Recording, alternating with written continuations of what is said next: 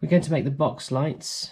We use these very, very delicate little frames for them and 2 strips of tracing paper, and I've actually used the template here to help me draw out and cut out. So I've drawn out using a ruler and pencil, and then I've cut out along those lines the wall box light space, and I've been generous because although that is the actual space you've got, I had a slightly more amount space on my tracing paper, so I've used that, I've utilised that, and I've done one for you. So this is what we're going to end up like. Should just say that I coloured them in situ, so I gave them an acrylic cut, and I'm just going to separate them now because you need to have the large one, there we go, in the centre of your tracing paper.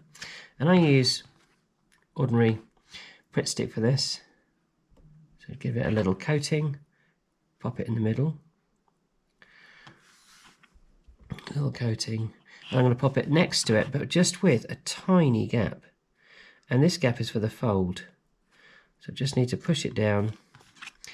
I'm putting them in the centre because I'm going to cut away the edges either side, and again a tiny gap, maybe that much. Lovely. I'll leave that to dry and I'll show you me cutting these. Just going to lid my glue. I'll do something slightly unusual in that I'm going to put my ruler on top of the frames and use the weight to cut away instead. I saw that start to fold, so I'm cutting away that way instead. I'm going to do the same the other side. So I'm pushing my weight down on the frames instead, and then using the side of the frames as my cutting line.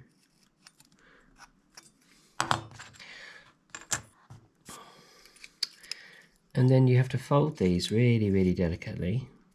And you can see why we left a gap now, so that that fold works. And then can you see how this operates? These smaller frames are the side of the light, and the large one is the front of the light. So they actually end up rather like this.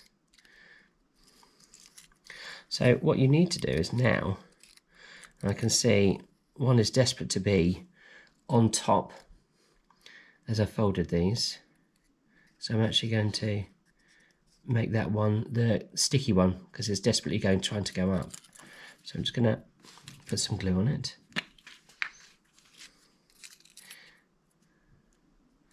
There we go.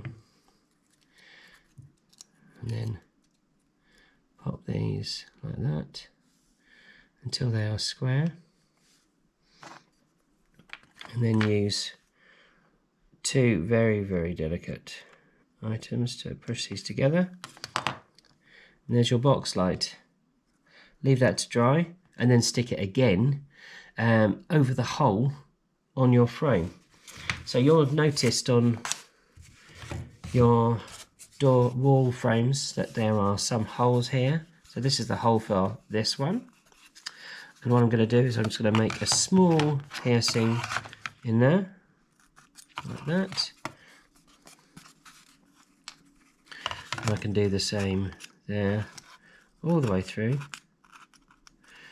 And I tend to use a pencil. There we go. Then when this is dry, I will make a hole in it using the scalpel, stick it over the top, and that's where the light will fit through. And you can see that actually you need to put glue on the whole of the light frame, not just the paper join or the tracing paper join, but here as well, so that it really sticks firmly to the wall. You'll also notice on the crime wall, so this is the crime wall, there are 2 holes. And basically, if you are not going to light up your fireplace, you can use this. But if you are going to use your fireplace, then this is your light hole, because the cable will only stretch so far. So fire, that's your light hole, and that's the one. Oh, look at that, I'm the wrong way around. This is closer to the fire. So if you are using the fire, this is the light you'll be using. Use fire. No fire. So I'm not using the fire, so I can actually put a light quite far around there. And it looks quite nice, but you've got quite a lot of light from the candelabra anyway. So it is really your choice. Now I'm going to go on and finish these off. As you can see, they're very delicate, but actually take very little time at all to put together.